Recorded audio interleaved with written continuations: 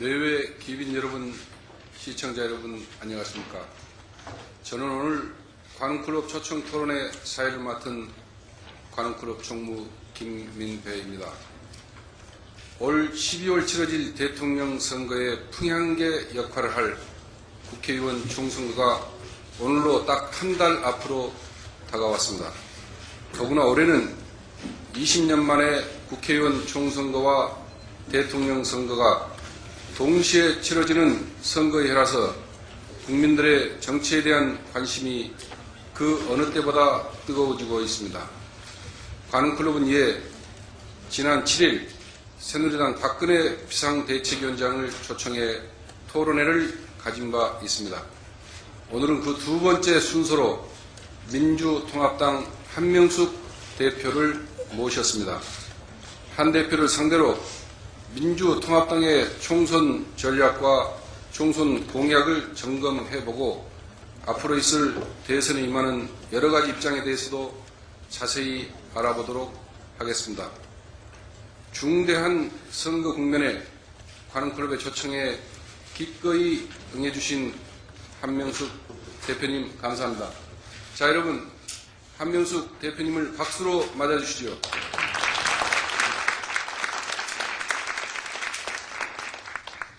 토론에 앞서 오늘 순국 같은 질문을 해줄 패널을 차례로 소개해드리겠습니다. 제 맨 오른쪽부터 문화일보 이현종 논설위원입니다. KBS 이강덕 해설위원입니다. 한국일보 이영성 논설위원입니다. 채널A 박성원 정치부장입니다. 토론에 들어가기 전에 한명숙 대표의 기조연설 먼저 듣겠습니다. 기조연설은 3분입니다. 자, 내외 기빈 여러분, 한 대표님의 기조연설 박수로 청해 주시죠.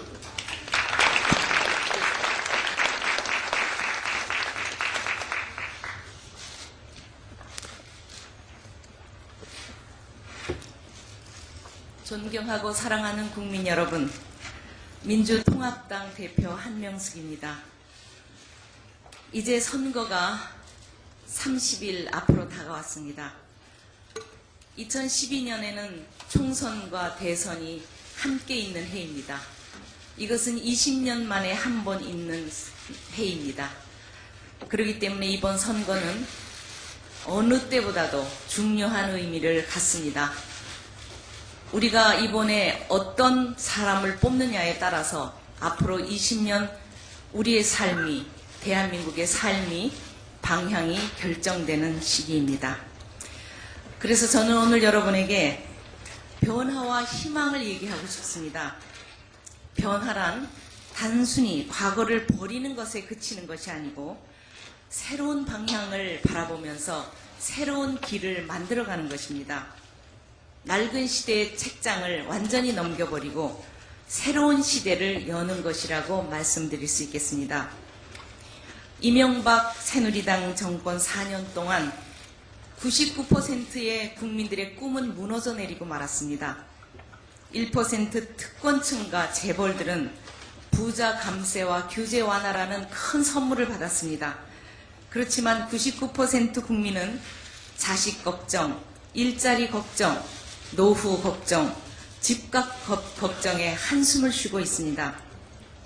그 사이에 대통령의 형님과 대통령의 멘토, 대통령의 측근들은 비리 잔치를 벌였습니다. 모든 길은 로마로 통한다고 했는데 지금 대한민국의 모든 비리는 청와대로 통하고 있습니다. 이래서는 되겠습니까? 국민들은 실망을 넘어 절망에 빠져 있습니다. 바꿔야 합니다. 국민은 이제 제발 정치권이 반성하고 쇄신해서 변화하라고 요구하고 있습니다. 그러나 지금 새누리당과 이명박 정권은 잘못한 게 뭐가 있느냐? 끝까지 가겠다고 합니다. 지난 4년 집권 여당의 위세를 과시하며 국민들 위해 군림하던 이들이 선거가 다가오니 나는 이명박 정권과 상관없다. 우리의 책임이 아니다. 우리는 다르다. 과거와 단절하겠다. 이렇게 말하고 있습니다. 정말 그랬으면 좋겠습니다. 그러나 이것이 포장만은 아닌지, 내용이 변하고 있는지 정말 우리 국민들은 눈을 똑바로 뜨고 지켜봐야 되겠습니다. 4월 11일 총선은 우리 국민의 상식을 시험하는 선거가 될 것입니다. 실패한 과거 세력에게 또다시 우리의 운명을 맡길 것인지 아니면 이제 새로운 길로 갈 것인지를 결정하는 시기가 된 것입니다. 저는 우리나라 국민을 믿습니다. 지난 선거에는 줄푸세를 타고 747로 국민 성공시대로 가겠다는 슬로건에 국민들은 속았습니다. 그러나 더 이상 실패한 과거를 반복할 수는 없습니다. 이제 바꿔야 됩니다. 이제 새로운 시대로 향해 출발해야 됩니다. 민주통합당은 새로운 시대를 열기 위해 몸부림치고 있습니다. 저희들은 엊그제 마침내 사상 최초의 전국적 포괄적인 야권연대 결실에 합의했습니다. 살점을 도려내는 고통과 아픔을 감내하면서 저는 국민이 이기는 시대를 만들겠다는 일념으로 큰 결단을 했습니다. 존경하는 국민 여러분, 변화를 향한 국민의 열망은 너무나 높은데 저희들이 국민들의 열망에 부응하지 못했습니다. 너무나 부족했습니다. 지금 가슴 깊이 반성하고 있습니다. 여러분들의 애정이, 여러분들이 바꿔야 한다는 그 절박함이, 그 뜨거움이 저희를 다시 일어나게 합니다. 민주통합당 위기의식을 가지고 더 낮은 자세로 더 겸손하게 국민들 옆으로 다가가겠습니다. 그러나 더 강인하게 전진하겠습니다. 성실히 일하면 오늘보다 나은 내일, 우리보다 나은 우리 아이들의 미래가 열릴 것이라는 꿈을 위해서, 고통받는 중산층을 일으키기 위해서, 서민이 중산층으로 가는 사다리를 다시 놓기 위해서 민주통합당은 국민과 함께 희망의 대장정을 시작할 것입니다. 4월 11일 국민이 주인임을 보여주십시오. 투표가 권력을 이기고 국민이 세상을 바꿀 수 있음을 증명해 주십시오. 저희들은 국민의 힘을 믿습니다. 그리고 대한민국의 희망을 믿습니다. 열심히 하겠습니다. 감사합니다.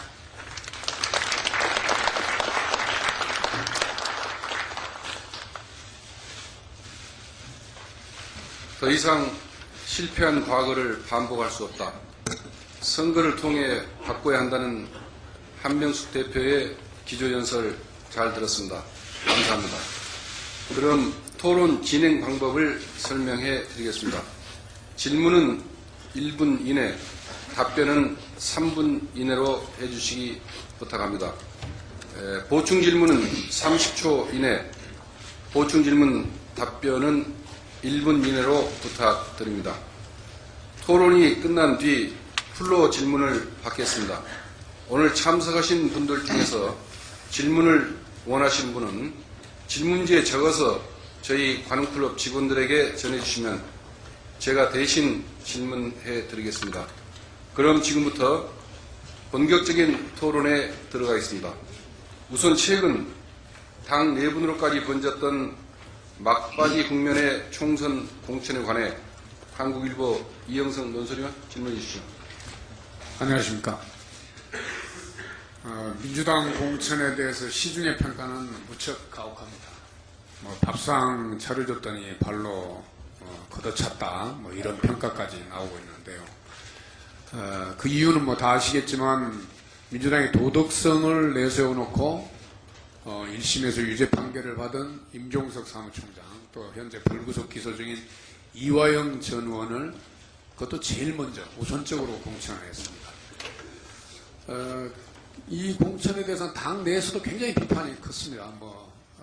문재인, 문성근, 이해찬 이런 당 지도부 인사들이 문제 제기를 했고, 이해찬 전 총리는 탈당까지 거론하는 그런 사태가 벌어졌습니다. 임 총장의 공천을 반납해가지고 조금 분위기는 나아졌지만, 그러나 큰 흐름에서는 굉장히 많은 실점을 했죠. 그래서 당초 과반 의석을 확보할 거라는 예상이 있었는데 아무런 다른 변수가 없는데 공천이 끝나고 나니까 130석도 어렵다. 이제는 1당도 어렵다는 자체 분석이 나오고 있습니다. 이런 공천에 대해서 그 원인을 민주당이 민심을 너무 쉽게 보고 오만하고 아니했던 거 아닌가, 그런 지적이 나오고 있습니다. 이 총평을 한 대표님께 들어보도록 하겠습니다. 네, 민주당의 공천은 국민들에게 기대에 부합하지 못해서 저희들이 싸늘한 비판을 받은 것이 사실입니다.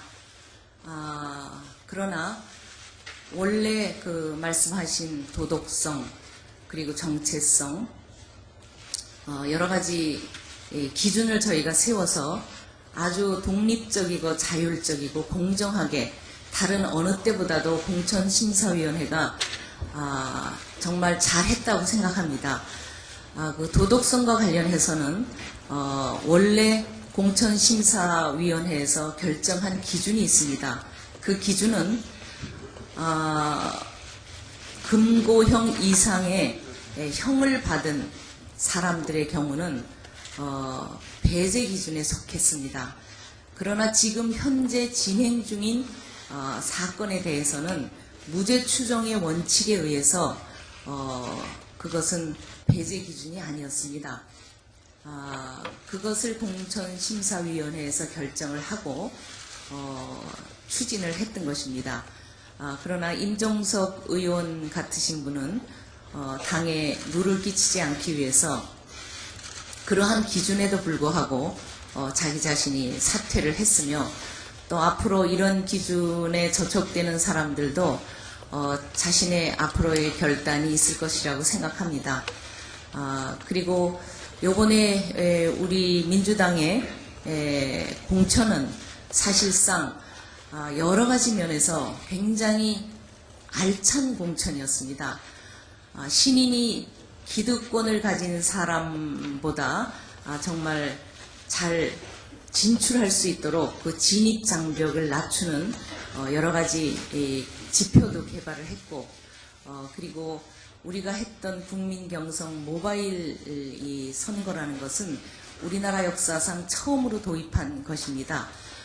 어떻게 보면 하나의 실험 무대였지만 지금 조금씩 이변이 일어나고 있습니다. 아직 경선이 마무리되지 않았기 때문에 그 경선이 다 마무리되고 우리가 총평을 한다 그러면 참으로 우리가 선택한 기준과 우리가 선택한 이 국민 참여 경선과 모바일 경선은 미래지향적인 경선이었다라는 평가를 받을 수 있을 것이라고 저는 자부하고 있습니다.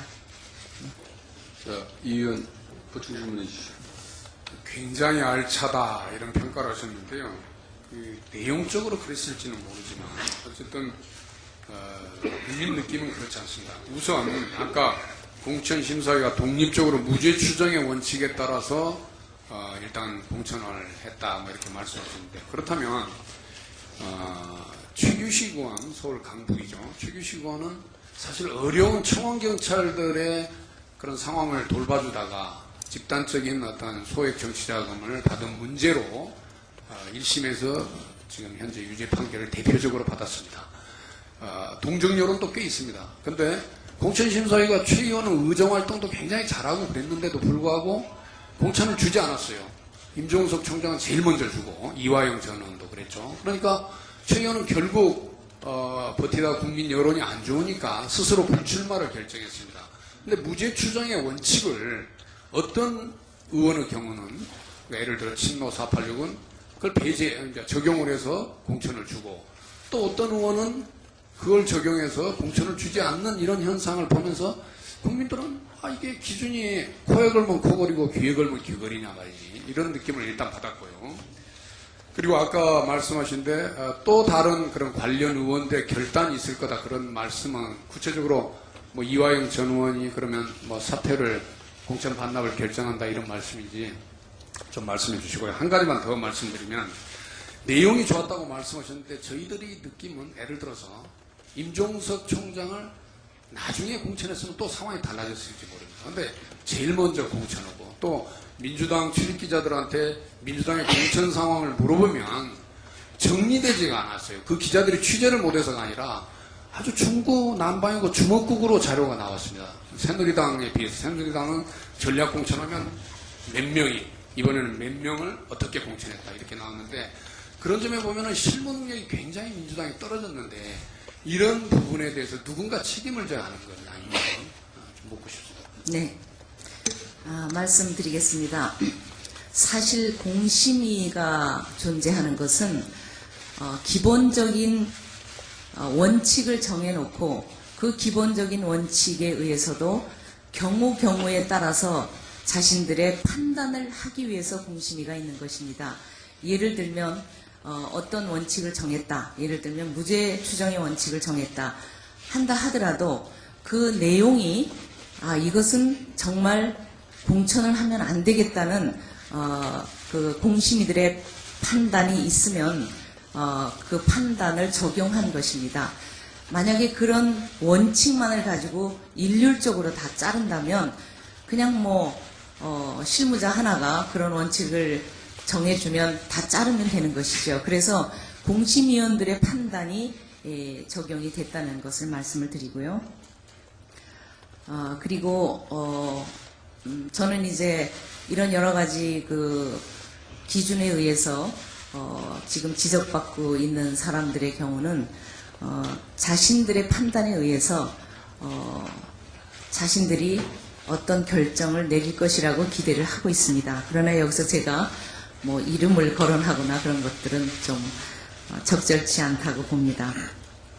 그리고 저희들이 사실 지금 한 85, 6% 정도 심사가 이제 다 마무리되고 그리고 경선을 하고 있습니다만 이 경선이 다 끝나고 전체적인 것을 본다면 새로운 신인의 등장이라든지 또 여성의 등장이라든지 그리고 저희들이 가지고 있는 정체성 있는 유능한 미래를 이끌 사람들을 공천했다는 것이라든지 이런 기준에서 볼 때 저희들이 열심히 해서 아까 알찬 결과를 가지고 올 수 있다 이렇게 저는 말씀을 드렸습니다.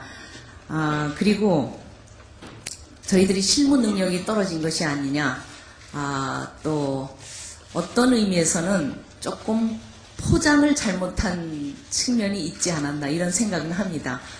그러나 저희는 눈에 보이는 포장보다는 우리가 원칙대로 정말 우리가 세운 다른 어느 때보다도 훌륭한 지표를 개발해서 세운 이 원칙대로 하면 결과적으로 국민이 믿어줄 것이다 이런 확신을 가지고 공천을 했고 그런 평가를 나중에 받을 것이라고 지금 생각하고 있습니다. 자, 다음으로 문화일보 이현정 논설위원 질문해 주시죠. 네. 이 공천 결과를 보면 이 김대중 전 대통령과 가까웠던 이 친비제 인사들 많이 물을 먹고 친노 그룹은 대부분 공천을 받아서 이 친노 일색이라는 그런 지적이 나오고 있습니다.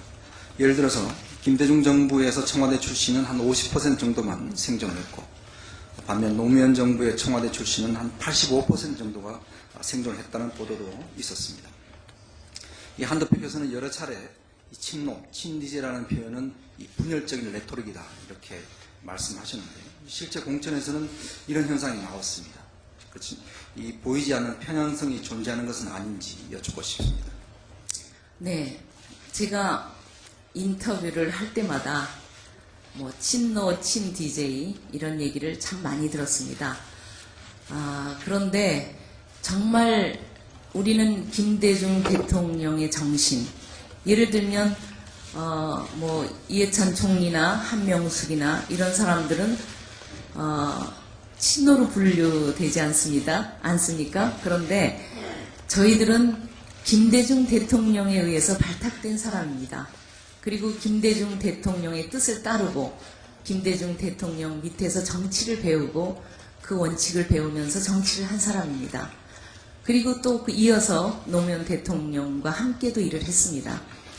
지금 김대중 대통령과 노무현 대통령을 이렇게 구분하는 것은 민주정부 10년을 둘로 갈라놓는 거나 마찬가지입니다. 그래서 저는 이것은 분열적 사고고 언론에서 이렇게 자꾸 분열시키는 것은 맞지 않는 것이다 이렇게 생각합니다. 저희 지금 공천받은 사람 중에 친 DJ, 친 노무현이 없는 사람이 없습니다. 반 노무현이 있습니까? 반 DJ가 있습니까? 우리는 하나의 틀 안에서 하나의 정신을 가지고 김대중 대통령의 정신을 이어서 노무현 대통령의 정신을, 정치 철학을 함께 한 몸에 한 정신으로 구사하면서 정치하는 사람들입니다. 다만 요번에 그 민주계 분들이 이제 탈락하면서 반발이 많이 일고 있는 것만은 사실입니다. 그러나 저는 그분들에게 호소하고 싶습니다. 너무 가슴 아픕니다. 저하고도 너무 가깝고 동지였고 그분들은 정말 군사 독재 시대 때부터 민주당을 지키기 위해서 감옥도 가고 고문도 당하고 감시를 당한 이런 처절한 인생을 사신 분들이십니다. 그런데 이번에 공천에서 떨어지신 분들이 몇 분 계십니다. 그러나 제가 예를 하나 들면 중랑갑의 경우에는 우리 김덕규 부의장님 하시던 분이 경선에서 떨어지셨습니다. 너무 가슴 아픕니다. 그리고 소위 친노라고 얘기했던 양정철 의원이 도전을 했고 또 시민사회를 하던 박홍근 후보가 도전을 했습니다. 그런데 박홍근 후보가 당선이 됐습니다. 이분도 고흥 사람입니다. 전라도 분입니다. 그러니까 호남이 몰락했다기보다는 이제는 호남에서도 결과적으로 저희들은 인위적으로 한 것은 없지만 결과적으로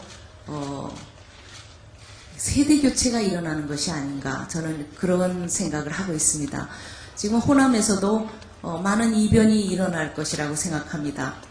호남에서는 많은 현직 의원들이 탈락을 하셨는데요.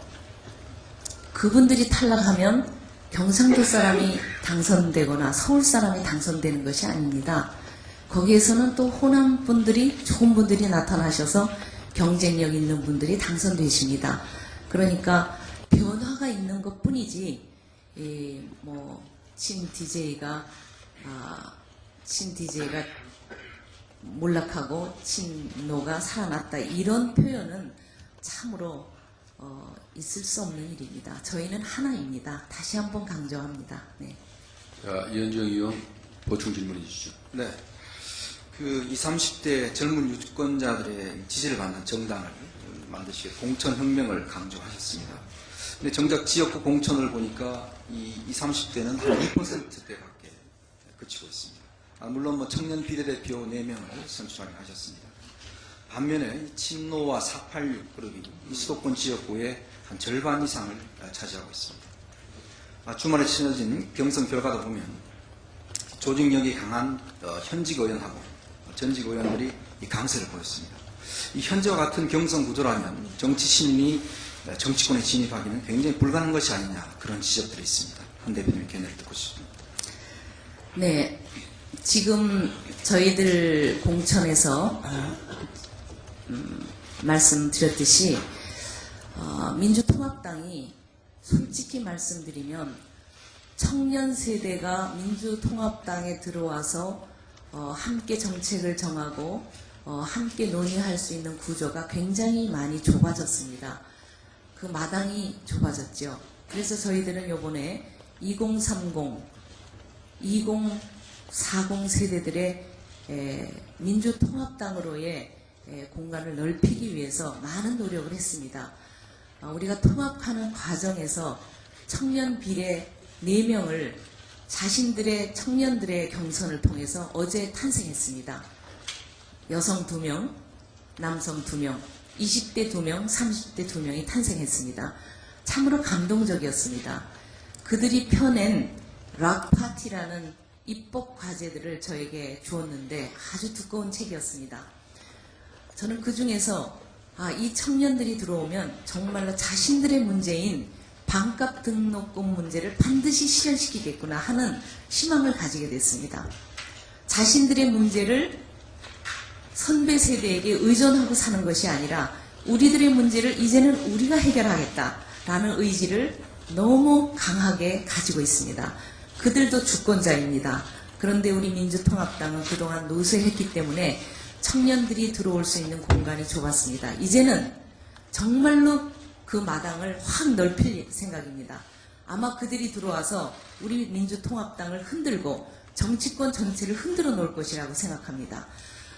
뿐만 아니라 저희들은 SNS 정당을 만들어서 SNS를 통한 스마트 정당, 지금 2천만 스마트 시대가 돌아왔습니다.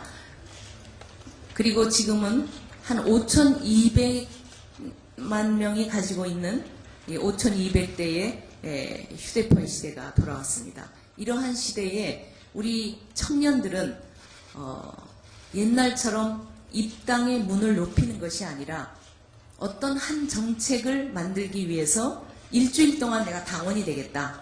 그럼 일주일 동안 당원이 될 수 있는 그 당원이 되는 문턱도 많이 낮춰놨습니다. 그래서 SNS 정당, 오프라인, 온라인 정당을 동시에 만드는, 그럼으로써 청년들이 관심을 가지고 자신의 문제를 자신이 해결할 수 있도록 민주통합당의 문을 아주 넓혀놨다는 것을 말씀을 드립니다. 지금도 486 얘기를 하셨지만 이제는 386이 486이 되지 않았습니까? 곧 있으면 586이 됩니다.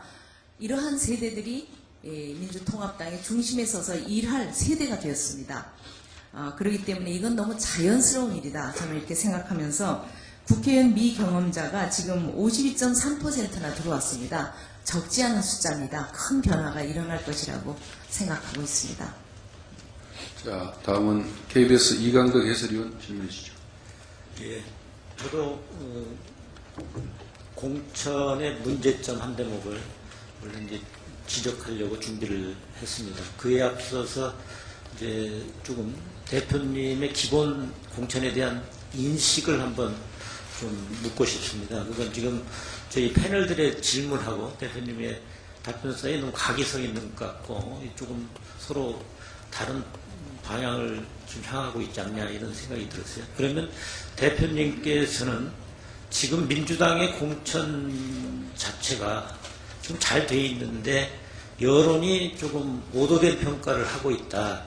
뭐 이렇게 생각을 하시는지요? 대표님께서는 지금 공천 과정에 대해서 알찬 공천이랄지 모바일 실험이랄지 그리고 뭐 DJ 친노 뭐 이런 부분에 대해서는 뭐 여론의 분열적 사고다 이런 표현까지 쓰셨는데 지금 민주당의 전체적인 공천 작업은 잘 되어 있고 여론은 잘못 판단하고 있고 결국 국민들은 이 공천 작업에 대해서 긍정적인 평가를 할 것이다 이렇게 생각을 하고 계시는지요? 네, 저희는 이 공천을 할 때의 저의 당대표로서의 입장은 일단 MB 정부가 국민들에게 수많은 고통을 주고 국민들에게 반하는 정책을 일방적으로 추진함으로써 많은 재정 적자를 가지고 오고 또 특히 경제면에 있어서 가계부채는 심각합니다. 그리고 양극화가 심해져서 우리나라의 경제가 지금 흔들흔들하고 있습니다. 그리고 국민들이 가지고 있는 불안감, 예측 가능하지 않은 삶 이런 것들의 고통을 받고 있기 때문에 이러한 사회를 정상화시키고 이 왜곡된 것을 다 바로잡기 위해서 19대 국회는 개혁국회가 되어야 된다. 그래서 이런 것들을 예를 들면 경제 민주화를 위해서 재벌개혁을 해야 된다는 문제, 또 검찰개혁도 해야 되고 또 일자리도 창출해야 되고 복지도 우리가 보편적 복지도 이루어야 되고 갈라진 남북이 냉전체제로 가고 있는데 이제는 국민의 생명과 안전을 지키기 위해서 재산을 지키기 위해서 이제는 평화체제를 만들어야 된다. 이러한 하나의 기본적인 틀을 가지고 이러한 개혁을 만들어낼 수 있는 많은 인재들을 우리가 공천해야 된다 하는 기본적인 생각을 가지고 했습니다. 그래서 많은 젊은 사람들 또 많은 새로운 사람들이 들어오게 됐습니다. 다만 저희들이 여러 가지 면에서 전략적인 면에서 국민들이 좀 더 신선하고 국민들이 볼 때 잘한다 이렇게 할 수 있을 만큼 전략을 구사하지 못했다는 것은 인정을 합니다. 그리고 단수 공천이 100여 명이 됐습니다. 이 중에 한 60%는 단수로 후보가 된 사람, 이것은 어쩔 수 없이 단수 공천이 될 수밖에 없었습니다. 그러나 그 중에 한 40%는 단수 공천을 했는데 공천심사위원회에서는 지난 18대 때 우리가 너무나 열악한 상황 속에서 한 80석 정도를 밖에는 얻지 못하는 그런 힘든 상황 속에서 살아남은 이들이 공천심사를 해보니까 굉장히 경쟁력이 있더라. 그래서 한 40%를 단수 공천을 하게 됐습니다. 그런데 저는 국민들에게 약속하기는 공천혁명을 통해서 공천권을 국민에게 돌려드리겠다. 이 경선을 통해서 하겠다는 말씀을 많이 드렸는데 단수 공천이 한 40%로 많아지게 된 것은 국민들에게 좀 실망을 시킨 것이 아닌가. 그래서 예를 들면 경선도 한번 해보지 못하고 탈락한 사람들이 많아졌다는 것에 대해서는 그분들에게 참으로 안타깝고 미안한 마음 지금 금할 길이 없습니다. 이런 점은 우리가 하나의 공과를 볼 때 잘못된 점을 다음 공천에서는 정말 실현하겠다 하는 말씀을 드립니다. 그럼에도 불구하고 저희들을 바라보는 또 언론에서의 여러 가지 싸늘한 시선은 저희들이 귀담아 듣겠습니다. 그런데도 불구하고 저희들이 했던 이 진정성과 이 공정성과 그리고 우리가 추구하고자 했던 그 방향에 대해서는 좀 다시 한번 면밀히 살펴주실 것도 한번 부탁드리고 싶습니다. 네. 이강덕 해설위원 보충 질문해 주시죠. 네. 단수공천 40% 이제 말씀을 하셨기 때문에 어차피 이제 현역 교체율이 너무 민주통합당에서는 낮지 않느냐 이거하고도 조금 서로 맥이 닿는 얘기 같습니다. 이게 새누리당하고도 조금 비교가 되거든요. 물론 의원수에서는 뭐 차이가 많이 나기 때문에 뭐 민주통합당의 의원수가 적어서 현역 의원 교체가 좀 적었다 이렇게 말씀하실 수도 있겠지만 일반인들이 볼 때는 대표님 말씀하신 공천혁명 이런 건 현역의 교체가 많을 경우 바로 실감 있게 유권자들에게 다가올 수 있는데 그런 게 적었고 더군다나 뭐 바꾼다는 게 텃밭이라고 할 수 있는 호남에서 몇 분 바꿨기 때문에 너무 경쟁하는 당하고 비교가 된다. 그리고 이번 총선에서 중요한 컨셉을 국민에게 다가갈 수 있는 컨셉을 놓치지 않았느냐 이렇게 생각이 되거든요. 특히 경선을 해보니까 현역 두 의원이 낙천되기도 했고요. 뭐 이런 결과를 봤을 때 그랬는데 그래서 이러한 그동안의 정치 과정을 보면서 국민들이 정치의 변화가 필요하다, 쇄신이 필요하다 이런 욕구에 비해서 민주당이 이번 공천 내용이 조금 국민에게 다가갈 수 있는 내용이 적었다 이렇게 얘기할 수 있는데 그 점에 대해서는 어떻게 생각하십니까? 네, 지금 그런 비판에 대해서 저는 겸허하게 받아들입니다. 그러나 지금 말씀하신 중에도 이게 현역 40% 단수 공천이라는 것은 전체를 40%를 보는 것이 아니라 단수 공천 100여 명 중에 한 60%는 혼자 출마했기 때문에 어쩔 수 없이 단수 공천이 자동적으로 된 것이고 그 100여 명 중에 한 40%라는 뜻으로 받아들이셔야 되겠습니다. 그리고 현역 교체율이 낮았다 하는데 저희가 현역 교체율을 본다 그러면 지금 새누리당은 아직 공천이 저희보다 조금 늦습니다. 그래서 잠정 집계입니다만 저희들은 인위적으로 퍼센테이지를 정해놓고 할당해서 탈락시킨 것이 아니고 기준에 따라서 지역도 상관없고 세대도 상관없고 그냥 오로지 기준에 따라서 점수를 매겨서 했는데 저희들의 현역 교체율은 28%입니다. 굉장히 높습니다. 한나라당보다 훨씬 높습니다. 그렇기 때문에 이런 것들은 저희들의 어제 아마 공심위원장이 통계를 다 내서 발표를 한 것으로 알고 있습니다. 현역 교체율이 이렇게 높다는 것은 아마 처음인 것으로 알고 있습니다. 이것은 많은 변화가 있을 것이라는 것을 예고하는 것입니다. 그리고 이 변화는 국민의 요구입니다. 그래서 그 국민의 요구에 맞춰서 저희들은 그 기준에 따라서 했다는 말씀을 드리고요. 그리고 국민들이 저희들에 대한 기대가 굉장히 높습니다. 저희들이 지난 1월 15일 날 전당대회에서 지도부가 탄생되면서 80만 명이나 정말 자발적인 참여를 통해서 모바일 선거를 실시했는데 아주 성공적으로 했습니다. 그때 이 통합하는 새 지도부에게 너무나 많은 큰 기대를 했습니다만 우리가 그 기대에 부응하지 못한 것 같습니다. 그런 국민들에게 반성하고 이제는 더 큰 쇄신과 더 큰 통합으로 국민들에게 다가가겠다는 각오의 말씀을 드립니다. 제가 좀 이어서 간단하게 한 말씀만 더 드리겠습니다. 어차피 이제 공천이 뭐 잘못됐느냐 잘 됐느냐는 총선 결과로 나타날 텐데, 그럼 총선 결과에 대해서 이제 어떤 식으로든 책임을 질 것이냐 이렇게 뭐 물어보면 당연히 뭐 대표님께서는 책임을 뭐 지겠다 이렇게 말씀을 하실 텐데, 그러면 뭐 어떻게 책임을 지겠느냐 할 때 그냥 뭐 자리에서만 뭐 결과가 나빴을 경우, 좋았을 때는 뭐 지금 뭐 말씀 안 드려서 되겠고요. 만일 결과가 나빴을 경우 자리에서만 물러나는 것으로서는 뭐 내가 물러나겠다 이 정도 가지고는 뭐 국민에게 감동이나 뭔가 악착 같은 뭐 이런 게 조금 적을 수도 있을 것 같습니다.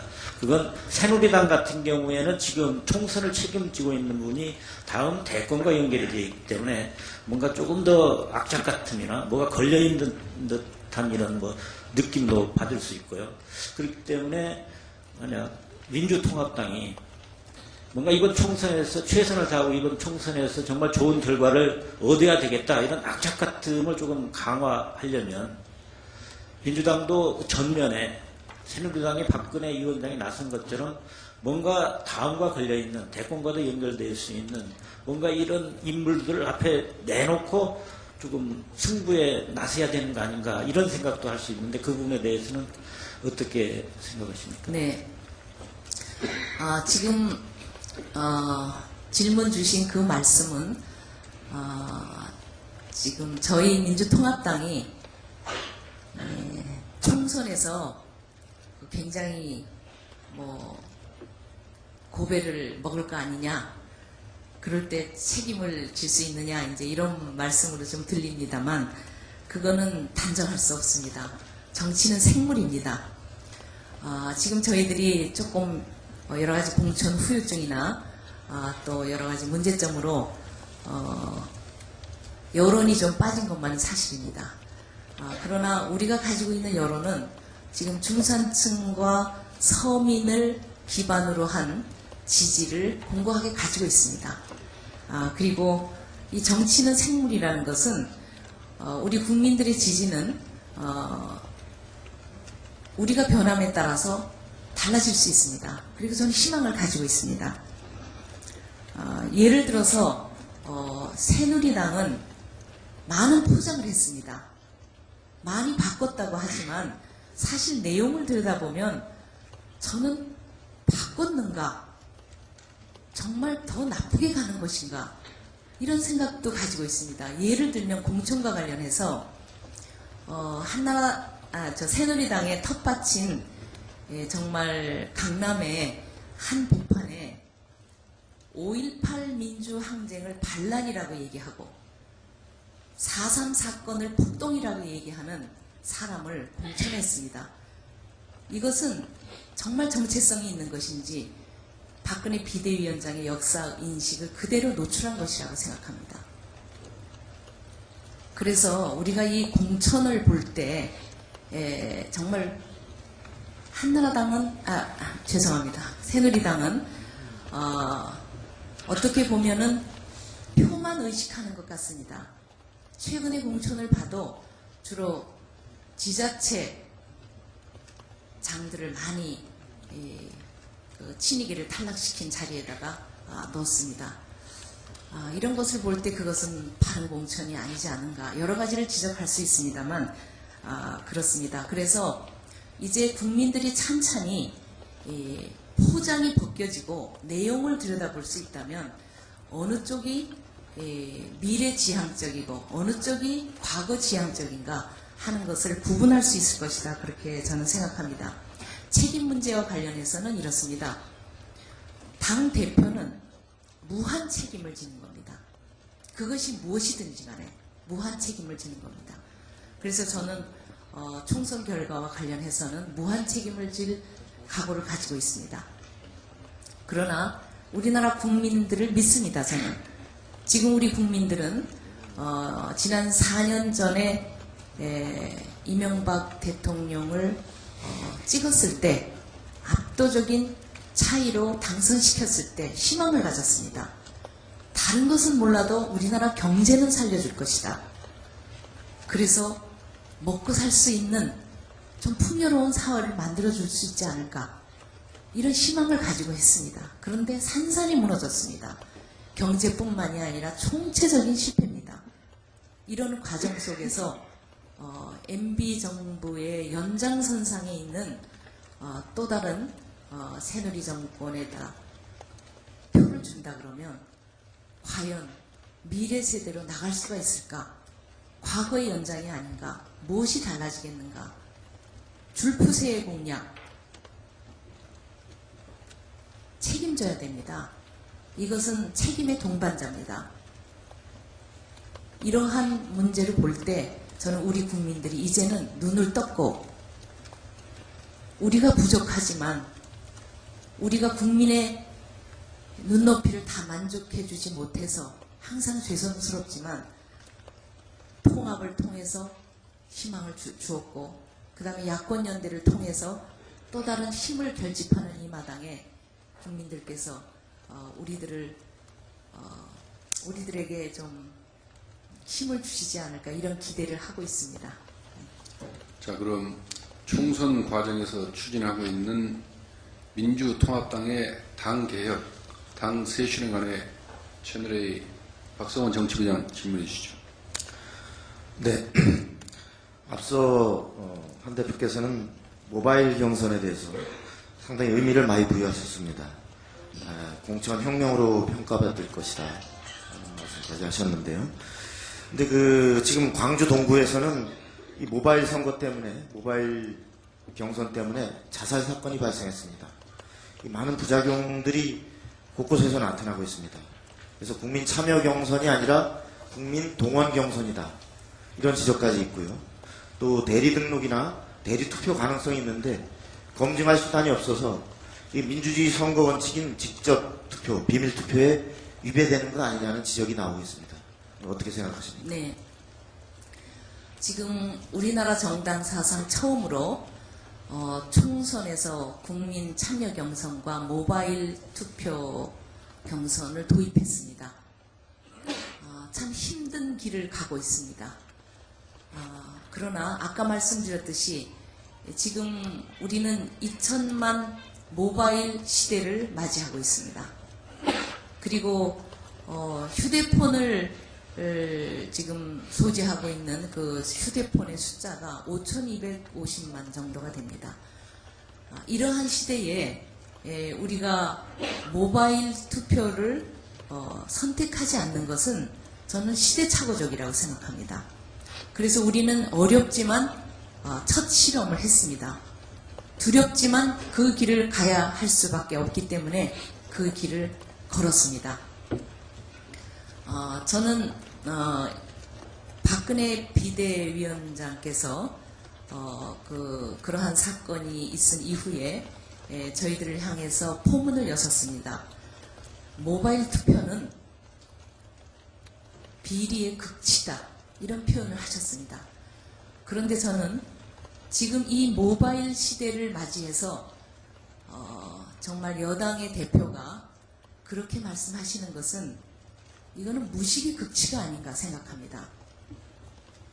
제가 말씀드리고 싶은 것은 모바일 투표가 있기 이전에도 선거에 또 선거에 뭐 불법 선거라든지 동원 선거라든지 금권 선거 이런 것은 지금까지 쭉 있어 왔습니다.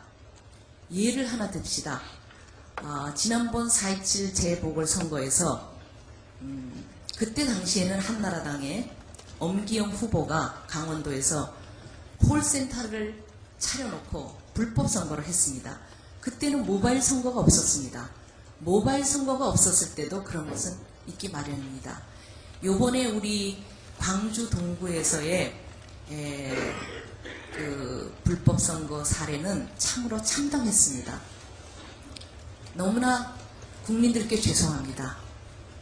저희들도 사람의 목숨까지 잃은 이런 충격적인 사건에 참 몸둘 바를 몰랐습니다. 그러나 만약 우리가 군사 독재 시절에 선거가 직선제가 아니고 간선제였습니다. 그것을 장충 체육관 선거라고 했습니다. 우리나라 국민들의 직선제 투쟁에 의해서 87년도에 6월 항쟁 때 6.29 선언을 하면서 노태우 대통령이 직선제를 받아들였습니다.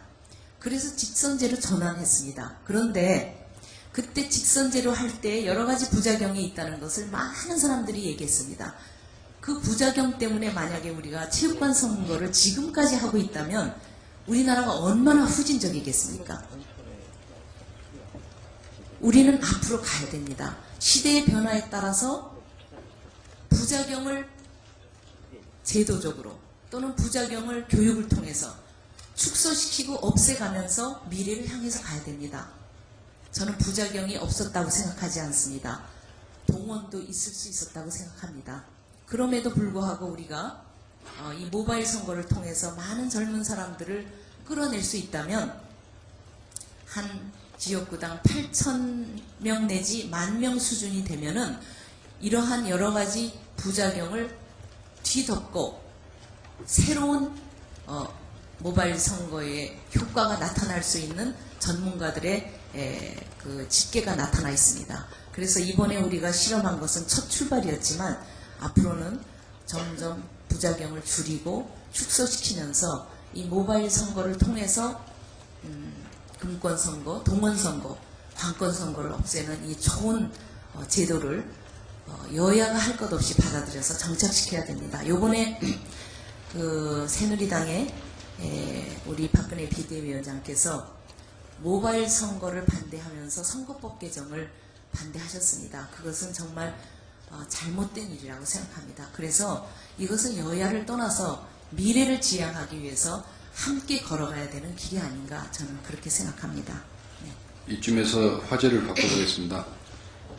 통합진보당과의 야권연대 합의와 그 과정에서 중요하게 다뤄졌던 제주 해군기지 및 한미 FTA 등 정책 문제를 짚어보도록 하겠습니다.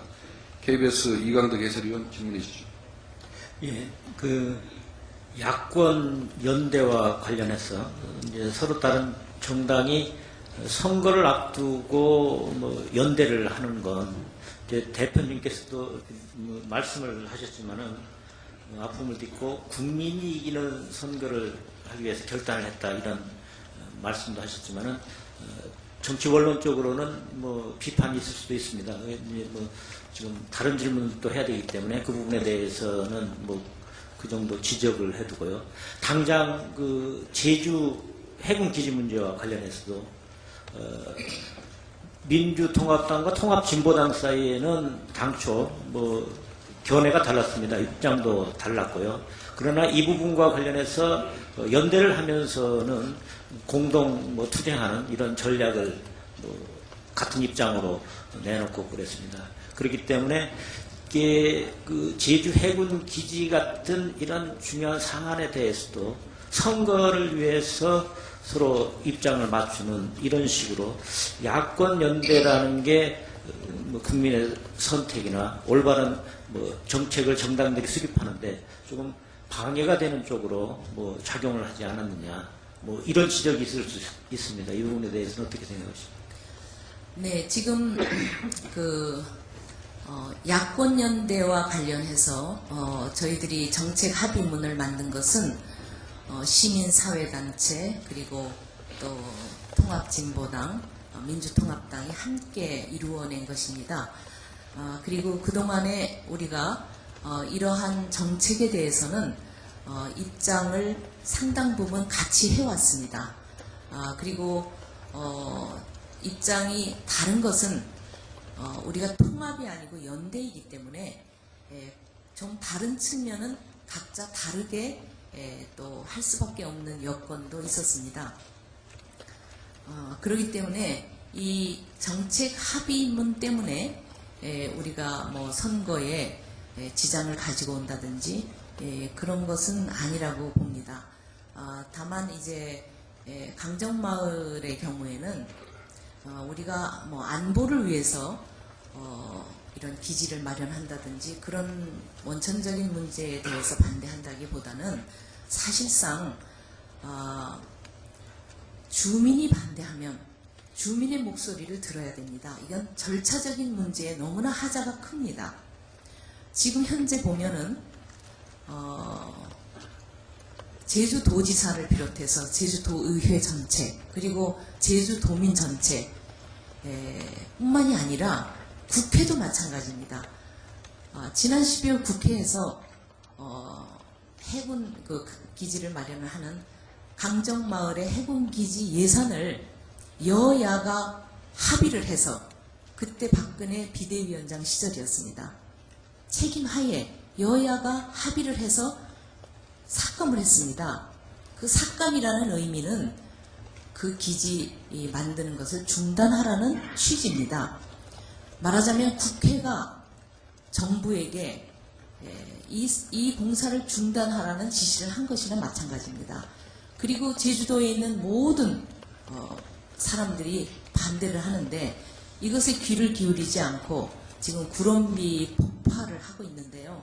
이렇게 하는 것은 정말 정부가 그렇게 하면 안 됩니다. 우리는 이것을 반대하는 것입니다. 그래서 우선 구럼비 폭파를 중단해야 되고요. 공사를 중단해서 주민들의 목소리를 듣고 또 전문가의 목소리를 듣고 하면서 사실상 전면 재검토를 해서 다시 할 수 있는 것이다 이렇게 생각합니다. 그래서 저는 지금 정부에다 정말 촉구하고 싶습니다. 이렇게 주민들의 목소리를 정말 이 아픔을 귀를 기울이지 않고 강행하는 것은 참으로 문제가 있다. 지금이라도 귀를 열고 그 주민들의 목소리를 귀를 기울여 주셨으면 합니다. 이광덕 해설위원 보충 질문 내주시죠. 주민들의 목소리를 물론 중시해야 되는데 그 부분에 대해서는 또 그 민주통합당에서 얘기하는 거하고 또 지금 정부나 여권에서 얘기하는 거에는 좀 차이가 있어 보이는 이런 측면이 있고요. 이 제주 해군기지 공사와 관련해서는 다른 측면이 지금 안보적 측면이라고 할까요? 이런 게 지금 중국과 북한과 관련된 이런 문제가 있을 것 같습니다. 특히 최근 들어서 이제 중국이 이여도에 대한 뭔가 조금 자기들의 영해적 야욕 이런 걸 조금 드러내기도 하고요. 이런 부분과 관련해서는 제주 해군기지가 없을 경우 중국의 우리 영토에 대한 우리 영해에 대한 야욕을 어떻게 제어할 것인가 이런 부분이 있고 국민들의 우려가 클 수도 있습니다. 그래서 제주 해군기지를 이런 측면에서도 조금 생각을 해봐야 되지 않는가 이렇게 생각하는데 어떤 견해를 가지고 계십니까? 저희들도 안보적인 측면에서 그런 기지가 필요하다는 것을 반대하지 않습니다. 그러나 이런 것을 만드는 과정에서 정말 아까 제가 말씀드렸던 대로 절차가 민주적이어야 됩니다. 그래서 이 절차가 민주적이어서 합의하에 우리가 정말 가장 바람직한 장소에 이것을 만들 수 있다면 좋습니다. 물론 지금 이효도 문제를 말씀하셨습니다만 이 이효도 문제는 우리 영토입니다. 그럼에도 불구하고 지금 G2라고 되어 있는 강대국인 중국에서 이 문제를 제기하고 나왔습니다. 저는 이런 문제가 불거지는 것은 지금 이명박 정권의 외교 문제와 깊이 연결되어 있다고 봅니다. 왜냐하면 지금 우리는 한반도는 강대국에 둘러싸여 있습니다. 이 강대국에 둘러싸여 있는 나라일수록 외교를 얼마나 잘하느냐에 따라서 우리나라가 발전할 수 있느냐 아니면 발이 묶이느냐 정말 참으로 중요한 측면입니다. 외교가. 그래서 저는 균형 외교를 해야 된다고 보는데 지금 현재 우리는 중국과의 신뢰관계가 무너져 있습니다. 지금 그 탈북자들의 북송 문제도 이 중국과의 통로를 통해서 한 사람이라도 북송이 되지 않도록 우리가 데려와야 되는데도 불구하고 중국과의 라인이 끊어져 있기 때문에 그리고 신뢰가 무너져 있기 때문에 이런 문제들이 발생한다고 봅니다. 이효도 문제도 마찬가지입니다. 그래서 저는 중국과의 외교, 균형 외교를 통한 외교를 다시 이 정부가 세워야 되지 않나 이런 좀 위기의식을 갖게 됩니다. 그래서 민주적인 절차가 반드시 필요합니다. 이 민주적인 절차 과정이 없는 결과만을 위한 업적만을 위한 이러한 정부의 강행군은 앞으로 없었으면 좋겠습니다. 국회에서도 마찬가지입니다. 이명박 정부 들어서서 새누리당은 국회에서 날치기를 몇 번 한 줄 아십니까? 우리나라 역사상 최다수입니다. 80번을 했습니다. 이렇게 일방적으로 정부가 원하는 것, 새누리당이 원하는 것은 과반 이상을 차지한 그 아주 힘을 가진 막강한 국민의 위에 군림하는 태도를 가지고 80번이나 날치기를 하는 이러한 국회, 이 모든 것이 하나로 통하고 있습니다. 그래서 저는 그 민주적인 절차를 통한 합의를 통한 갈등 해소를 통한 안보 계획 이런 것들이 중요하다는 말씀을 드리겠습니다. 이명박 대통령은 지난 9일 그 중앙부처 국과장과의 대화에서 노무현 전 대통령과 여러 책임자들이 타당성에 대해 논리정연하게 결정했다면서 그래놓고 지금 반대를 하니까 참 황당하다고 한 대표가 국무총리 시절 그 제주 해군기지에 대한 발언을 지적한 바 있습니다. 어떻게 생각하십니까? 그리고 제주 해군기지에 대한 공사 중단과 재검토가 현실적으로 가능하다고 보는지 답변해 주시기 바랍니다. 네, 이명박 정부의 그러한 말씀은 정말 과장급 정도의 사고를 하시는 거 아닌가 이런 생각이 듭니다. 과장급은 잘못된 계획이라도 수정할 권한과 책임이 없습니다. 그러나 지도자는 그러한 권한과 책임이 있습니다. 항상 국책이라는 것은 그 상황과 또 내용이 변화돼야 된 상황에 따라서 내용이 변화돼야 되면 변화시킬 수 있는 것입니다. 더구나 우리 이명박 대통령은 스스로 이것이 잘못된 계획이다 하는 것을 시인을 하셨습니다. 이명박 대통령께서 그 15만 톤 이상 크루즈가 전 세계에 6척밖에 없는데 2척이 입항할 수 있도록 계획한 것 자체가 잘못된 것이다 이렇게 시인을 하셨거든요. 이렇게 스스로 자기 잘못을 시인을 하셨음에도 불구하고 이렇게 강행하려고 하는 것은 참으로 제가 보기에는 정말 아닌 것 같습니다. 그래서 이런 말씀을 하는 것은 좀 민주주의의 지도자라면 좀 삼가하시는 게 좋지 않나 그런 생각을 합니다. 그럼 다음 한미 FTA 문제로 넘어가겠습니다. 채널A 박성원 정치부장 질문해 주시죠.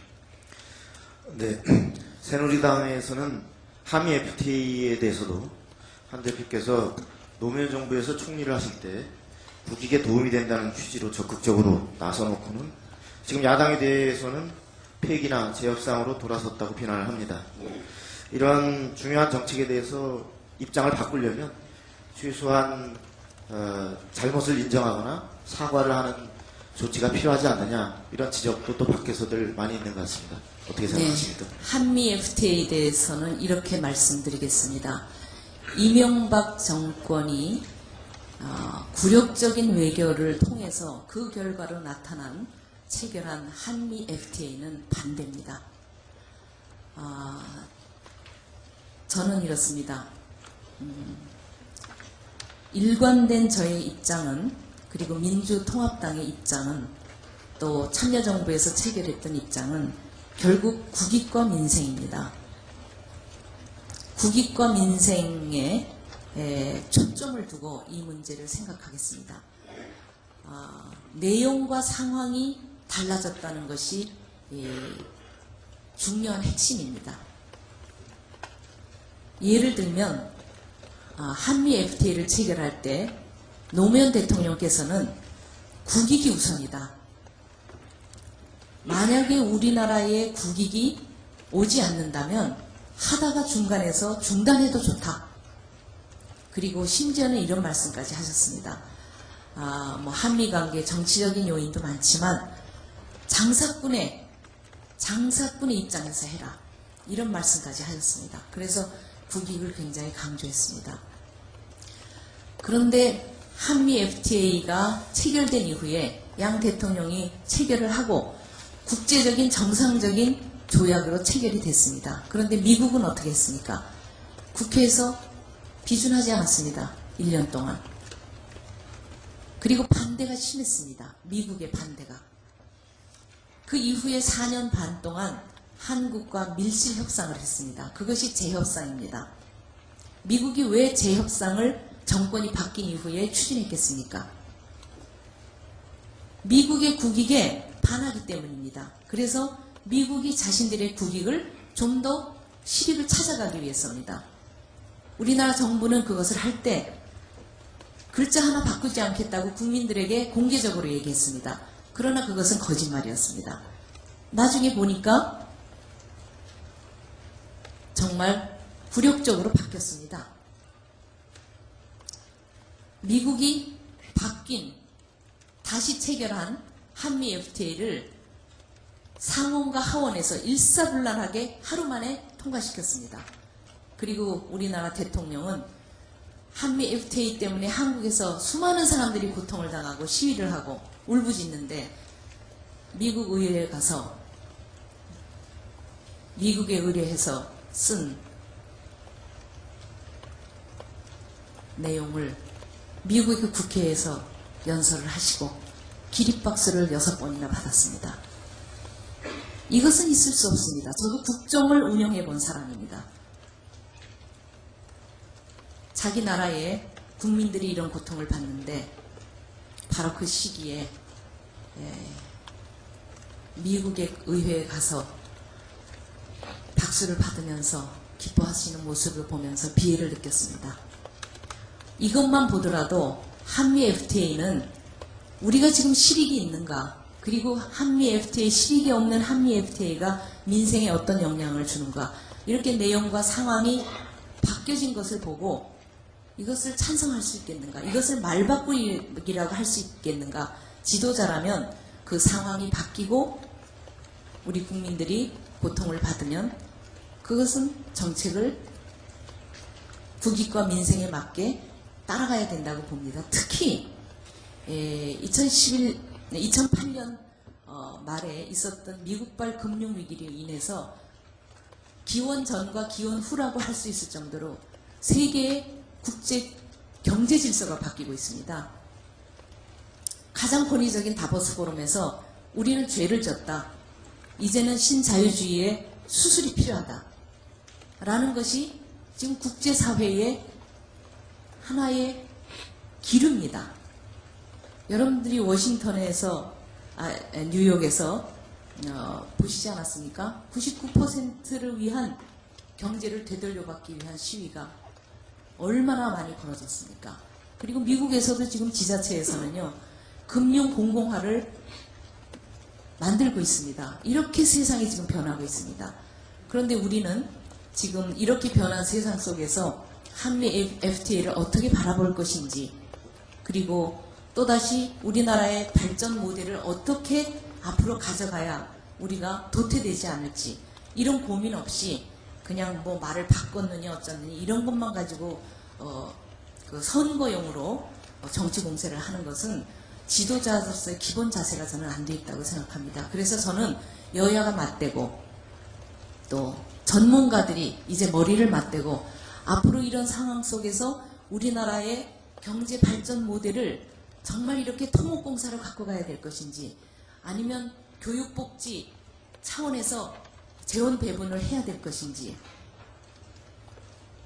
이 FTA를 어떻게 바라볼 것인지, 이제 한중 FTA도 앞으로 남아 있습니다.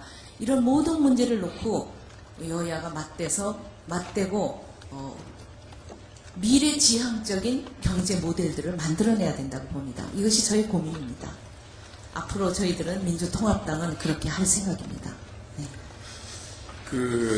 아까 말씀하신 굴욕적인 재협상, 이명박 정부 들어와서 그렇게 해서 자동차 부분을 다시 이제 저쪽이 양보한 거, 뭐 그런 측면에 저도 뭐 개인적으로는 동의합니다. 근데 민주당이 주장하는 내용을 쭉 훑어보면 민주당이 10대 독소 조항이라는 걸 이제 제기하는데 그 중에 한 두 가지가 자동차 부분입니다. 그러니까 자동차 부분 두 가지는 이 정부에 들어와서 양보한 거죠.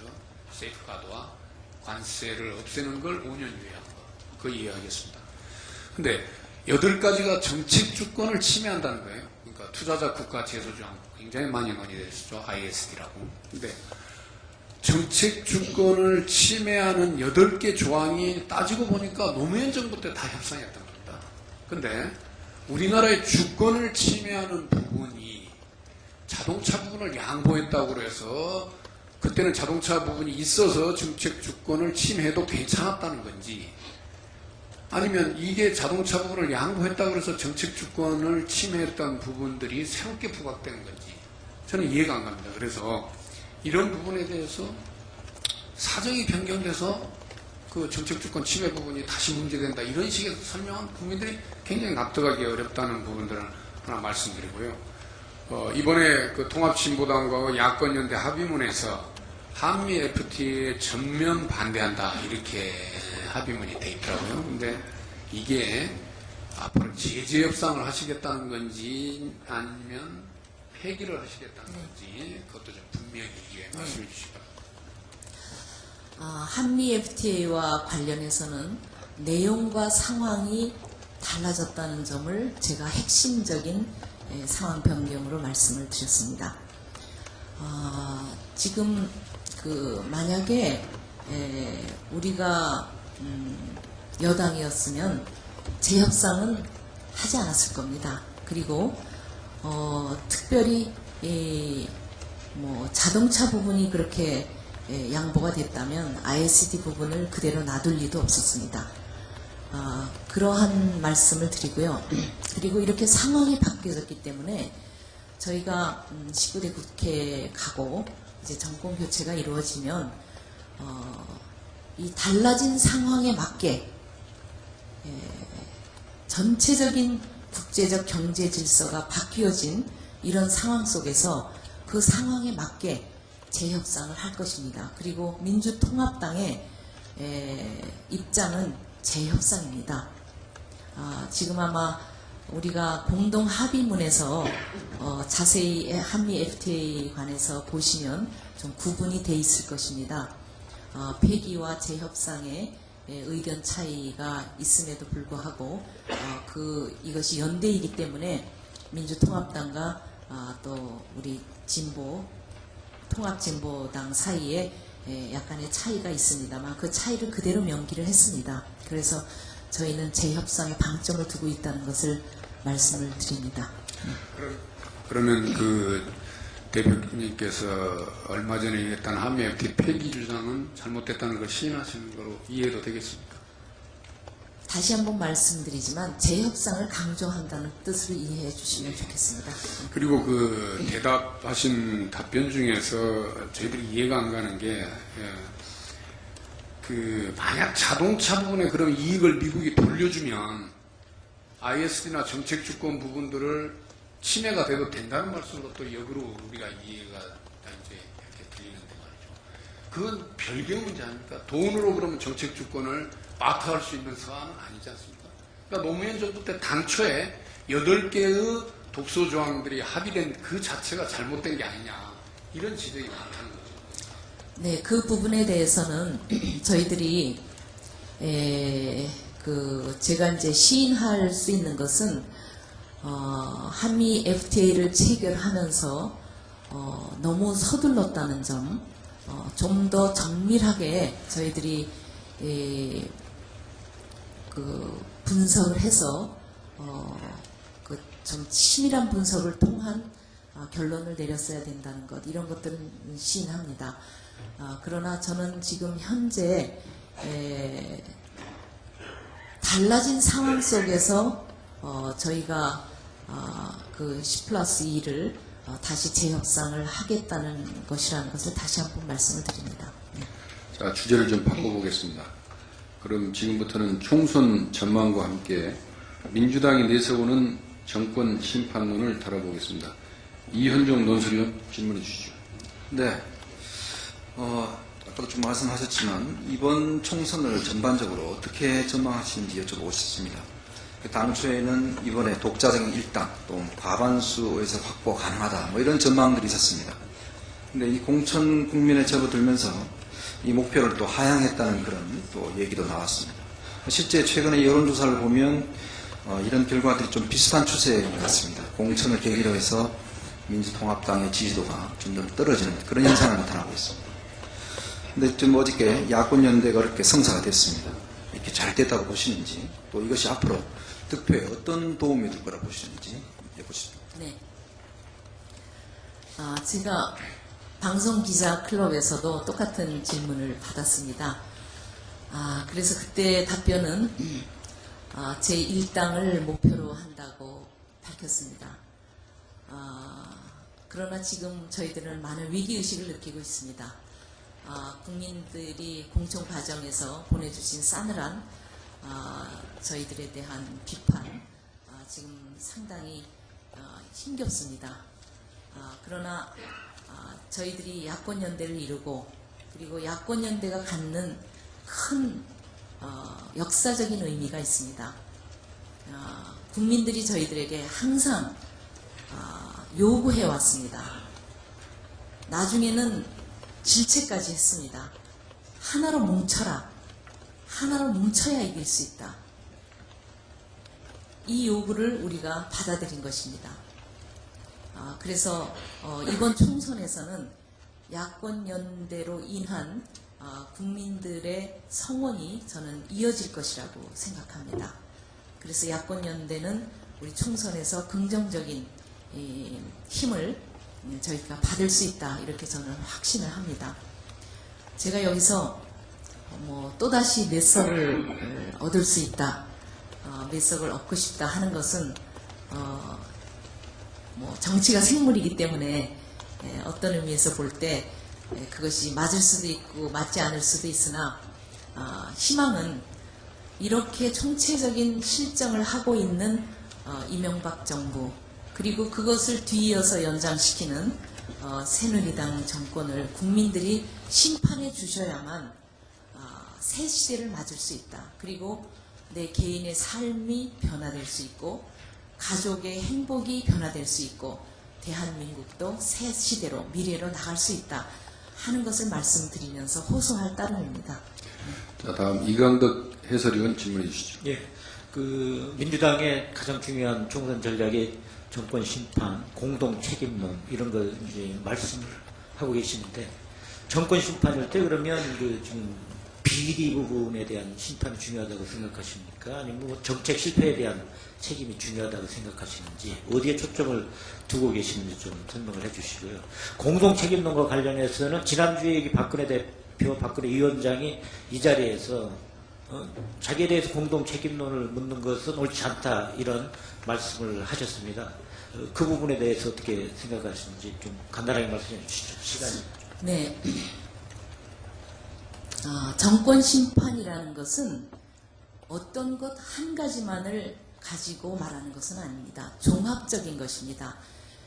우선은 정책 실패를 들 수가 있습니다. 그 중에서도 경제 실패입니다.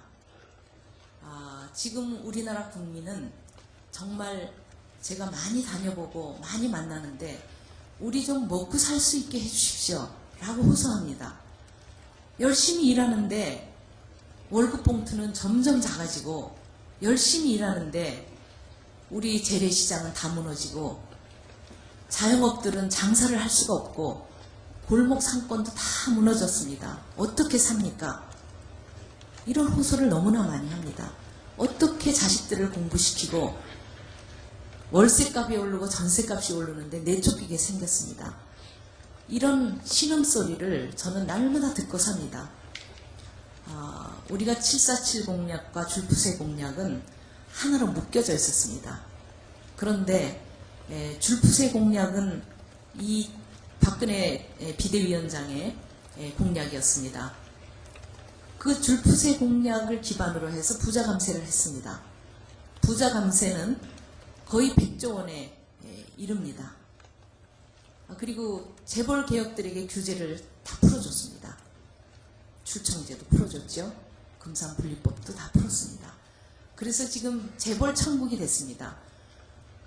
우리가 왜 재벌 개혁을 해야 되느냐 하면 재벌들은 우리나라 재벌 기업들은 정말 많은 국가 경제에 보탬이 되는 중요한 역할을 했습니다. 그 창의력은 높이 평가를 해야 됩니다. 그리고 어느 나라나 규모의 경제가 필요합니다. 중소기업은 대만 같은 나라는 중소기업의 천국이라고 할 정도로 중소기업이 잘 돼 있지만 규모의 경제가 없기 때문에 전체적인 경제에서 세계적으로 밀립니다. 그러나 우리나라는 규모의 경제를 우리가 이룩했기 때문에 재벌 기업들의 창의력은 높이 평가해야 됩니다. 그러나 지금은 이명박 정부 들어와서 이 줄푸세 공약 때문에 실제로 너무나 규제가 풀리고 경제력 집중력이 심합니다. 그리고 문어발식 확장이 심하고 그리고 중소기업의 고유 업종들을 다 잡아먹고 뭐 일감 몰아주기, 단가 후려치기 이런 횡포가 지금 난무하고 있습니다. 그래서 잘못된 이런 것들을 고쳐서 실제로 재벌 기업들도 건강하게 지속가능한 기업으로 만들고 또 중소기업과 재벌 기업들이 상생할 수 있고 서민과 또 부자들이 함께 상생할 수 있는 더불어 잘 사는 사회를 만들자는 뜻에서 우리는 재벌 개혁을 하고자 합니다. 이런 면에서 볼 때 경제 파탄입니다. 어떻게 보면 민생 대란입니다. 이런 정책적인 문제가 있습니다. 그리고 아까 비리를 말씀하셨는데 우리가 3인방 비리라고 얘기하지만 그것은 빙산의 일각이라고 저는 생각합니다. 그래서 이렇게 비리로 점철된 정권은 정말로 국민들의 신뢰를 가질 수가 없습니다. 이제는 국민들이 뭐라고 말을 해도 믿지 않습니다. 어떻게 정책을 한 발짝이라도 밀고 나갈 수가 있겠습니까? 그래서 저는 이것을 총체적인 실정이라고 봅니다. 이 총체적인 실정을 심판하겠다는 말씀으로 이해해 주시면 좋겠습니다. 그 다음에 한 가지 더 하시는데 제가. 지금 다른 자, 시간이 없기 때문에 화제를 바꿔서 대북 정책을 다뤄보도록 하겠습니다. KBS 이광덕 해설위원 질문해 주시죠. 예, 저한테 계속 질문이 와가지고 간단하게 해주겠습니다. 지금 시간이 얼마 없었어요. 지금 524 대북 제재 조치를 해제해야 한다고 말씀을 하셨는데 그러나 일반 국민 정서에는 북한에 뭔가 좀 조치가 있어야 되지 않느냐, 천안함 연평도에 대한 이런 부분이 있습니다. 그런 부분 없이 뭐 이런 524 조치를 정부가 뭐 우선적으로 해제를 해야 된다고 보시는지 그거 하고요. 지금 두 번째는 미국과 북한 간에 지금 대화가 진행되는데 남북 간에는 완전히 이게 지금 대화가 끊어져 있습니다. 이런 상황에서도 미국과 북한 간에 뭐 핵 문제 해결을 위한 논의라면 그런 남관계 없이 뭐 미국 간의 대화가 계속적으로 진행돼도 된다고 생각을 하시는지 그 부분에 대해서 좀 말씀을 해주시죠. 네, 지금 그 이명박 정부 들어와서 남북 관계가 완전히 냉전으로 되돌아갔습니다. 연결고리가 완전히 끊겨버렸습니다. 뭐 오이사 조치도 있고 천안함 연평도 이런 문제도 있지만 지금 김정일 국방위원장이 급서한 이후에 김정은 체제로 이제 바뀌었습니다. 북한의 안정이 상당히 남북 관계나 북미 관계에도 중요하다고 생각합니다. 안정적으로 지금 진행되고 있어서 그것은 다행이라고 생각합니다.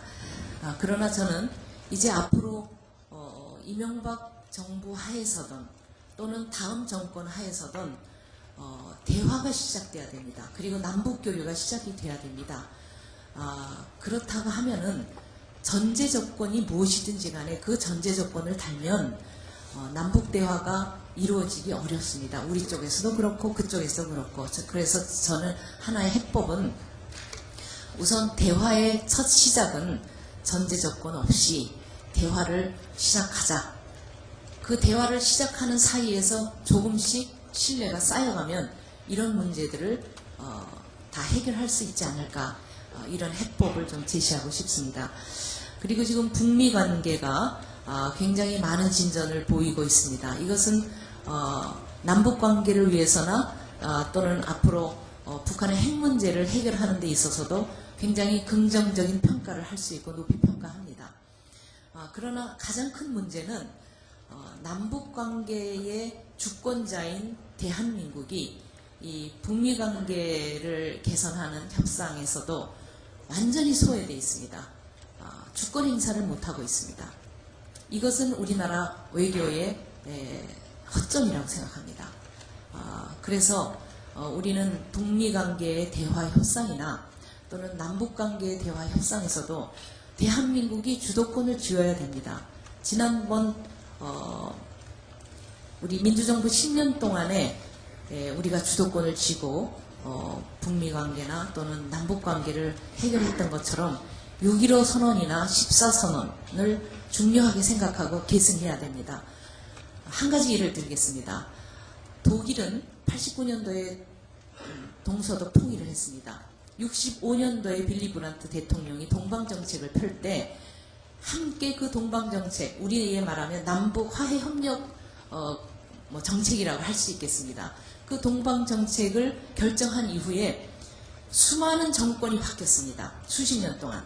그럼에도 불구하고 동서독 통일이라는 중요한 과제를 놓고는 어느 정권이 들어서든 그 동방정책을 이어갔습니다. 그래서 우리나라도 정말 우리나라의 민족 문제 또는 우리나라가 반드시 계승해야 될 것은 정권이 바뀌더라도 저는 계승해야 된다고 봅니다. 이렇게 이명박 정부 들어서서 민주정부 10년이 했던 남북 정책, 화해 협력 정책을 깡그리 짓밟고 오늘에 이르게 된 것은 참으로 우리나라로서는 불행한 일입니다. 이것을 복원하기 위해서는 얼마나 많은 노력과 시간이 걸려야 될지 모르겠습니다. 그럼에도 불구하고 희망은 남아 있습니다. 그래서 우리는 주권자로서의 역할을 소외되지 않고 정말 외교를 통해서 균형 외교를 통해서 이것을 이루어 나가야 되지 않겠나 저는 이렇게 생각합니다. 자, 마지막으로 패널 질문 대선에 관해서 이영선 논설위원 질문해 주시죠. 시간이 짧아가지고 많이 스킵이 됐습니다. 지금 그 여담인데요. 당내 대선 주자를 몇 분 계시는데 한번 여쭤보면 문재인 이사장하고 김두관 경남지사, 손학규 전 대표, 정동영, 정세균 의원 이런 분들 계시죠. 누가 가장 마음에 드십니까? 김정경. 전부 마음에 듭니다. 그런 답변을 하실 줄 알았는데. 아주 다 훌륭하신 분이시고요. 다 자질을 아주 높은 그 능력과 자질을 갖고 계신 분이고 인격적으로도 다 훌륭하신 분입니다. 그러나 우리가 그 대선을 향한 여정이 지금 굉장히 많이 남아 있는데요. 우선은 참 총선이 중요합니다. 총선과 대선이 저는 연계되어 있다고 보는데요. 이 총선에서 참으로 그분들이 어떤 큰 성과를 거둘 수 있을지, 어떤 기여를 할지에 따라서 그 대선으로 가는 그 가도가 유리하게 또는 불리하게 결정될 수도 있다. 이렇게 생각을 합니다. 그래서 우선은 총선에 그 대권 주자들이 아주 올인해서 총력전을 펼쳐야 된다. 이렇게 생각을 합니다. 그 총선에 올인해야 한다 그런 관점에서 모든 분들이 지금 총선에 나오고 있는데 유일하게 밖에 계신 분이 안철수 서울대 교수인데요. 이분을 그러면 총선 전에 한번 만나서 영입을 해서 그런 민주당의 총선의 간판으로 이렇게 모실 생각은 없는지, 만약 그렇지 않다면 총선 후에 안철수 교수가 민주당에 입당해야 한다고 보시는지, 또는 영입에 그런 노력을 하실 생각이 있는지, 아니면 각자 뛰어서 나중에 대선 후보 단일화 과정을 거치실 건지, 뭐 대강 그림을 좀 한번 국민들한테 설명 좀 해주시죠. 네, 지금 두 가지 말씀하셨는데요. 영입이 가능하냐, 영입할 것이냐, 그 다음에 또 하나는 각자 뛰어서 단일화를 할 것이냐, 그 두 가지 말씀을 하셨는데 저는 두 가지가 다 가능하다고 봅니다. 그러나 그것은 안철수 교수님이 어떤 결단을 하느냐에 따라서 달라진다고 생각합니다. 그러나 제가 안철수 교수님의 그 두 가지의 생각을 확인한 바가 없기 때문에 여기서 결정적으로 말씀드리지는 못하겠습니다.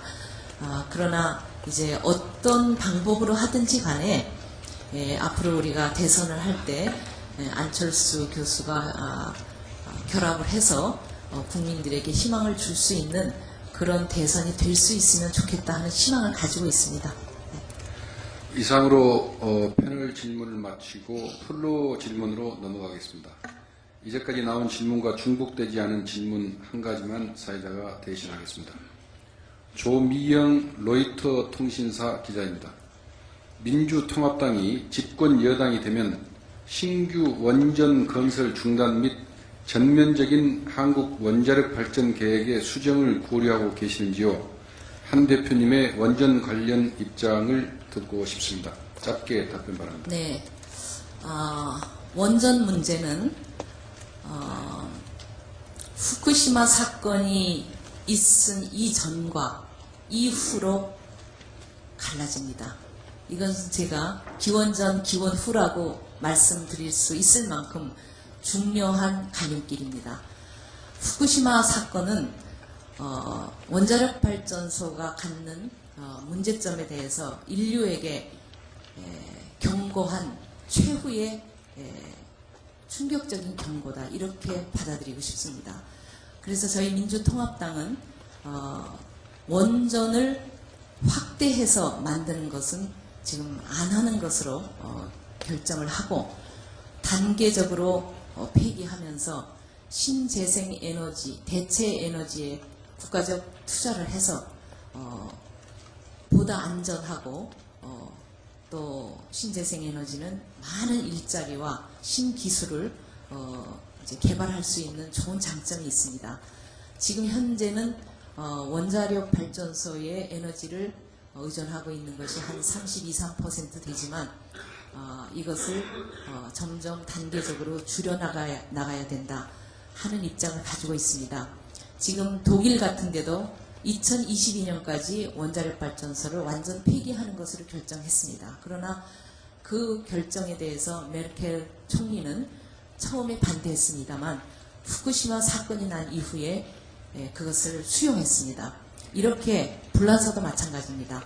그래서 전 세계가 핵발전소와 관련한 이 경고 메시지를 참으로 국민의 생명과 안전과 지구의 생태를 생각하면서 변경하고 있습니다. 저희 민주통합당은 원자력 발전에 대해서 전향적인 생각을 가지고 강령에도 이것을 반영하고 있다는 것을 말씀드립니다.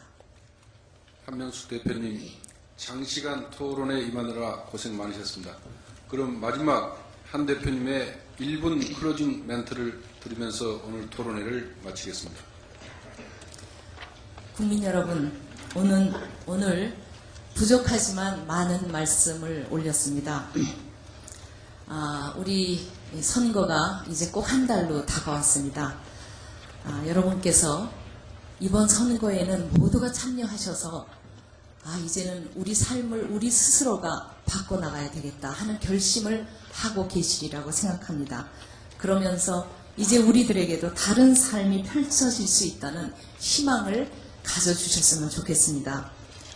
정치가 바뀐다고 세상이 바뀌겠느냐라고 탄식하고 불신을 가지시는 분도 많습니다. 그러나 이제는 세상이 달라졌습니다. 세상의 흐름이 거세게 달라지고 있습니다. 저는 확신합니다. 정치가 바뀌면, 좋은 사람을 뽑으면 나의 삶이 바뀝니다. 청년들이 정치에 참여하면 반값 등록금이 실현됩니다. 지난 4년은 역설적으로 우리들에게 가르쳐 주었습니다. 이명박 정권은 우리들에게 얼마나 많은 교육을 시켜주었는지 모릅니다. 누구를 뽑느냐에 따라서 나라의 운명이 바뀌어지고 나의 운명이 바뀌어지는 것을 실감할 수 있을 것입니다. 4월 11일 국민 여러분께서 이번에는 국회를 좀 바꿔주십시오. 4월 12일 내 삶이 바뀌는 변화를 꼭 실감하시길 바랍니다. 정치의 원칙은 국민 우선입니다. 지난 4년 동안은 정치에 국민이 없었습니다. 특히 서민은 없었습니다. 국민이 주인되고 국민의 뜻을 받들어야 하는 것, 국민의 삶을 진일보시켜야 되는 것, 이것이 우리 민주통합당이 갖는 원칙입니다. 무조건 과거를 고집하고 잘못된 정책을 고집하고 포장만으로 내용을 갖추지 않는 것은 진짜가 아닙니다. 여러분, 여기에 속아서는 안 됩니다. 저는 또한 대한민국은 우리의 모두의 나라여야 한다고 생각합니다. 서민이 소외되고 특권층만 잘 사는 나라는 이제는 안 됩니다. 우리 모두가 잘 사는 나라를 만들겠습니다. 민주통합당 국민들이 보내는 질책, 따가운 비판 겸허히 받아들이겠습니다. 이제 깊이 반성하면서 겸손하게 국민 곁으로 다가가겠습니다. 여러분, 저희들의 노력, 진정성 기꺼이 받아주시고 저희들에게 뜨거운 성원을 부탁합니다. 열심히 진심을 가지고 국민들의 마음에 드는 민주통합당이 되기 위해서 최선을 다하겠습니다. 감사합니다.